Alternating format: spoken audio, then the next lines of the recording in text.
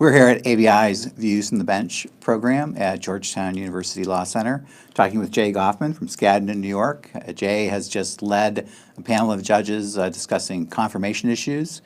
Very provocative discussion, as usual. We like to keep it that way, absolutely. So, in terms, the one issue I wanted to talk about is, Jay Goffman here is the Thomas Edison of the pre-PAC bankruptcy. But even a 30-day process was not fast enough in Jay's estimation. So he has innovated the one-day pre-PAC, and that provoked a very interesting discussion with the judges today.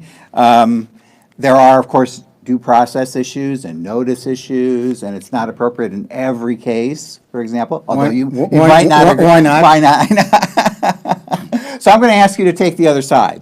So just imagine for a second, to imagine the case, the type of case where it maybe wouldn't be appropriate, where you have impaired creditors who otherwise, wouldn't be part of the process of assent to a confirmed plan. Sure. Well, look, I've always been a proponent of quicker, more cost-efficient restructurings, and I've always thought that even when we started doing the 30-day pre-PACs, that they were too long. You should do one-day pre-PACs because there's no reason to artificially hang out in Chapter 11 just to wait for the confirmation process.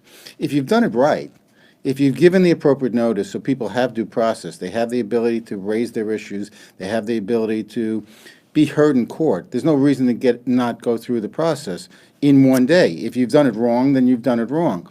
But, are there circumstances where it could take more than one day? Sure. Look, if I were doing a prepackaged merger, and as part of that merger, I needed to reject the collective bargaining agreement, that would take a little longer because there's a process.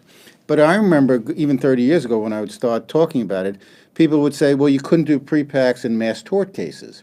And the answer was, well, why not? If you know what the end game is, if you know how the process is supposed to end, then you should be able to negotiate in advance, and to the extent there's disputes, you should be able to raise them on the first day and have them heard.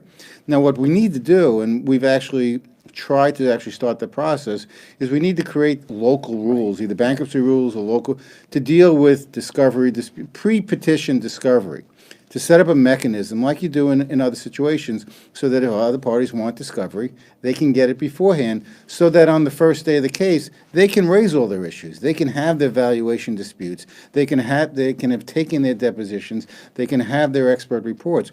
If we create those rules, there's no reason that the vast majority of these cases shouldn't get done in one day.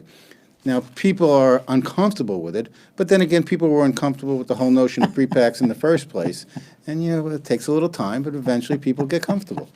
Jay Goffman, a persistent advocate of pre-PAC bankruptcies. By the way, Jay's going to be making a similar argument as one of the ABI talks at the Winter Leadership Conference this year in California in early December, and we look forward to that presentation as well. Thank you very much. I look forward to seeing everyone. Thanks. Thank you.